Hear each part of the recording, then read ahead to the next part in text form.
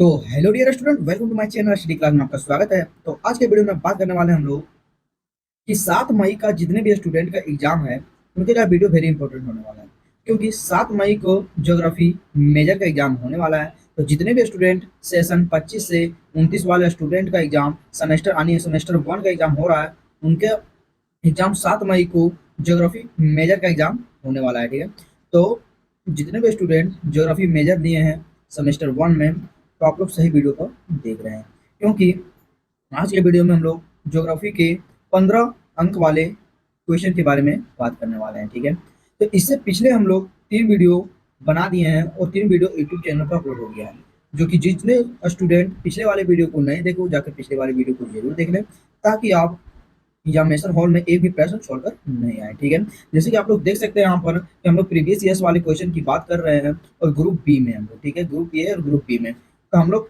Group A में प्रश्न संख्या 1 से 5 तक कर दिए थे, जिसमें वन लाइनर क्वेश्चन था। ग्रुप बी में हम लोग जो कि प्रश्न संख्या 2 से 3 तक, जो कि ये 5 नंबर वाला क्वेश्चन था, ठीक है, जो कि ये ग्रुप ए में आता है। ठीक है, 1 नंबर और 5 नंबर वाले क्वेश्चन को हम लोग कराकर यूट्यूब पर डाल दिए हैं। ठीक है, तो जितने भी स्टूडेंट पिछले वाले वीडियो को नहीं देखा, जाकर पिछले वाले वीडियो को जरूर देख लें, ताकि आप लोग को कोई भी प्रॉब्लम ना हो। ठीक है, आज के वीडियो में बात करने वाले ग्रुप बी में 15 नंबर वाले क्वेश्चन को, तो इसमें भी हम लोग 3 क्वेश्चन को कर लिए, क्वेश्चन नंबर 4, क्वेश्चन नंबर 5 और क्वेश्चन नंबर 6। प्रश्न क्वेश्चन नंबर हम लोग 3 कर चुके हैं यहाँ पर, जो कि ये भी हमारे यूट्यूब पर वीडियो डला चुका है।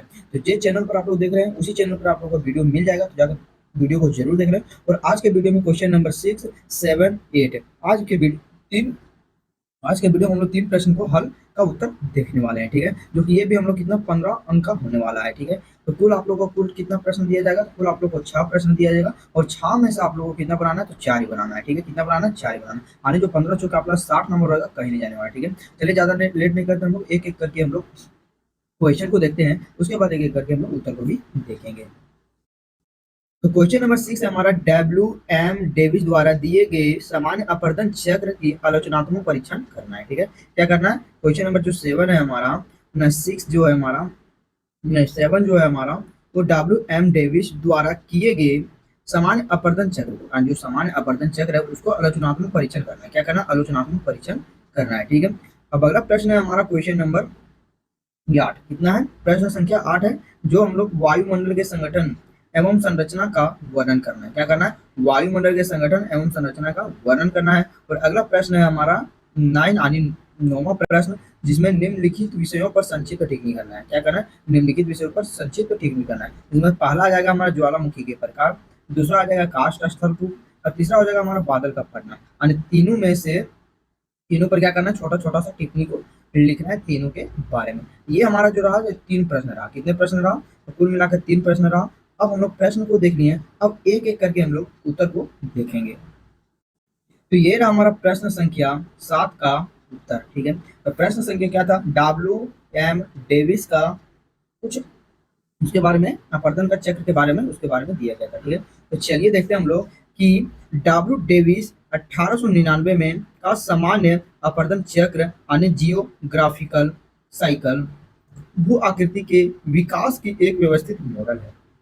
क्या है, एक व्यवस्थित मॉडल है, जो यह बताता है कि कैसे उपस्थित भूखंड और संरचना संरचना प्रक्रम और सामान्य त्रिकूट का परिणाम स्वरूप युवा, प्रौढ़ा और वृद्धावस्था के माध्यम से एक समतल लापरेग मैदान में परिवर्तित हो जाता है।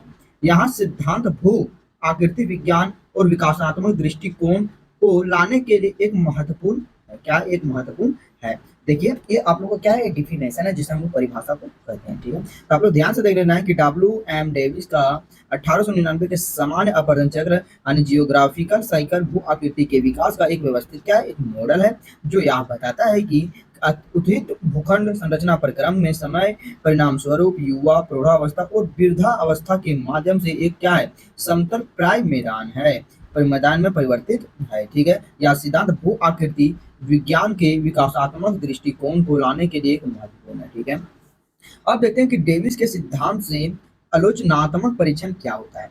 डेविस के सिद्धांत से क्या, आलोचनात्मक परीक्षण क्या होता है।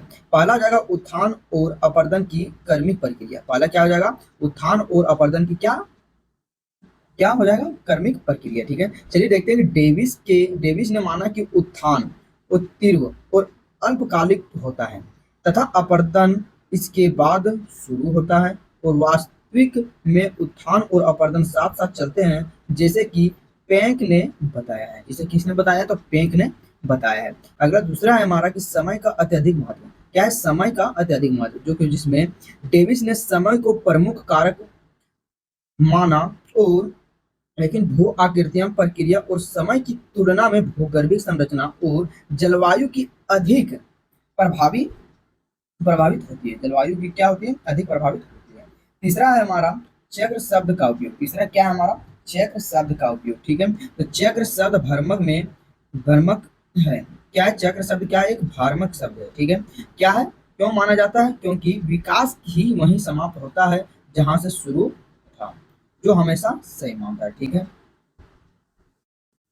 अब हमारा चौथा पॉइंट है कि ढलान का विकास है। ढलान क्या विकास है? अरे डेविस ने ढलान के क्षैतिज हर्ष की वकालत की, जबकि बाद में अध्ययनों ने ढलान की समांतर निर्वांतर की को अधिक सही पाए। ठीक है, देखिए आप लोग को पॉइंट बाय पॉइंट आप कर लेना है। ठीक है, पॉइंट बाय पॉइंट जैसे हम बोल रहे हैं इसमें आप लोग को ध्यान में बिठा लेना है। ठीक है, और जहां तक आप लोग को समझ आएगा वहीं तक आकर अपने एग्जामिनेशन हॉल में लिखना है। ठीक है, नहीं कोई ज्यादा छापेगा, नहीं कोई कम छापेगा, जितना आता है उतना छापेगा। ठीक है, तो ज्यादा कॉपी भरने का नहीं। देखिए आप लोग को 15 अंक वाला जितना भी सवाल है कम से कम 3 पन्ना में आप लोग को बनाना है, पॉइंट बाय पॉइंट और मैप को दर्शाते हुए। ठीक है, पॉइंट बाय पॉइंट और मैप को आप लोग को क्या करना है? दर्शाना है, ताकि जो आपका प्रमोटेड होने का जो चांस रहता है ना बहुत ही कम रहता है, क्योंकि आप लोग पॉइंट बाय पॉइंट लिखते हैं और मैप को दर्शाते हैं। तो जो 15 अंक में रहता है फुल अंक मिलने का कम से कम आपका 10 नंबर तो ही दे ही देगा। ठीक है, तो लगभग पॉइंट बाय पॉइंट आप लोग को छापने की कोशिश किया, ये नहीं कि गए हैं और पूरा कॉपी भर दी 4-5 पन्ना, तो ये सबसे कुछ नहीं होने वाला। ठीक है,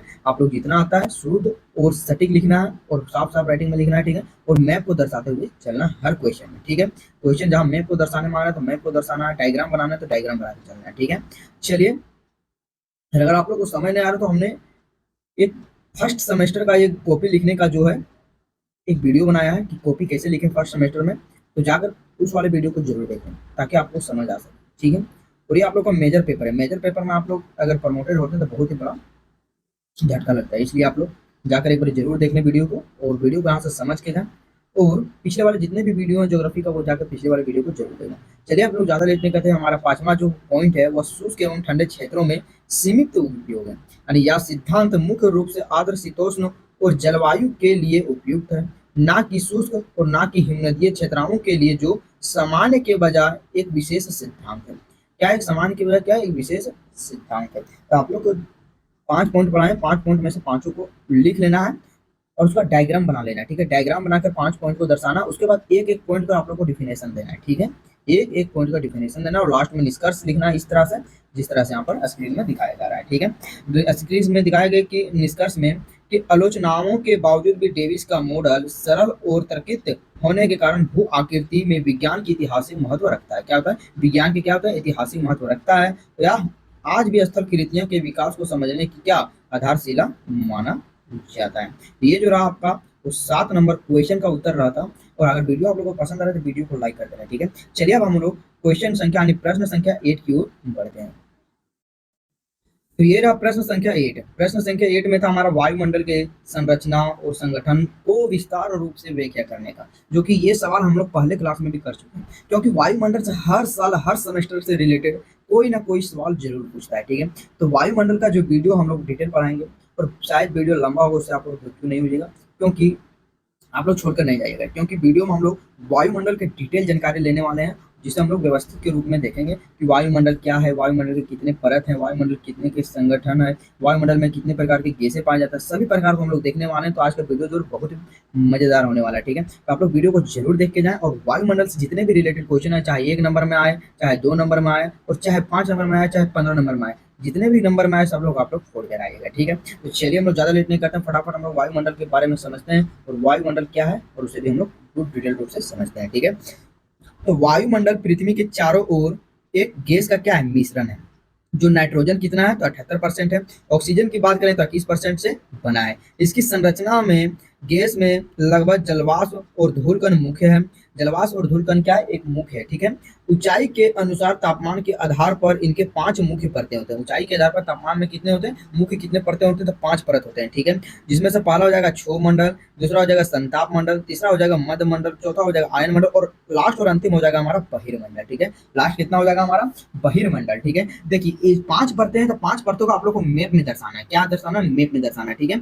और यहाँ तक कि मैप में कैसे दर्शाते हैं अभी हम आपको बताएंगे कि मैप में इसे कैसे दर्शाते हैं, ठीक है। जैसे कि आप लोग यहाँ देख सकते हैं, यह परतें जीवन के लिए और मौसम नियंत्रण और हानिकारक विकिरण के लिए रोकने के लिए क्या होता है? आवश्यक होता है। रोकने के लिए क्या होते हैं? आवश्यक होते हैं, ठीक है। ये जो है ये आवश्यक होते हैं, जो कि ये आपका क्या परिभाषा है, ठीक है। ये आप लोग को परिभाषा है। अब हम दिखाते हैं कि ये 5 परतें को आप लोग को कैसे डायग्राम बनाकर दर्शाना है, ठीक है। तो पहले आप लोग एक राउंड सर्कल बनाइएगा, हाफ राउंड, जिसे आप लोगों को यहाँ पर पृथ्वी को दर्शाना है। उसके बाद एक करके ऐसे संताप मंडल, क्षोभ मंडल, उसके बाद संताप मंडल, उसके बाद मध्य मंडल, उसके बाद आयन मंडल और उसके बाद जो है हमारा बहिर्मंडल हो जाएगा, ठीक है। तो तीनों को तीनों पॉइंट में लिख देना है और कौन किस में गैस पाया जाता है, किस में इति पाया जाता है, मतलब अलग अलग प्रकार को पाया जाता है, हम लोग आगे देखेंगे। उसके बारे में आप लोग को यहाँ मैप में दिखाना है, ठीक है। तो ये हमारा 15 नंबर वाले क्वेश्चन में आप लोग करके दिखाना है, ठीक है। अब हम लोग पॉइंट बाय पॉइंट देखते हैं कि वायुमंडल का संगठन क्या है, यानी कंपोजिशन ऑफ एटमॉस्फेयर की बात करते हैं। तो देख लेते हैं हमारा पहला क्या है? गैस। क्या है पहला? गैस।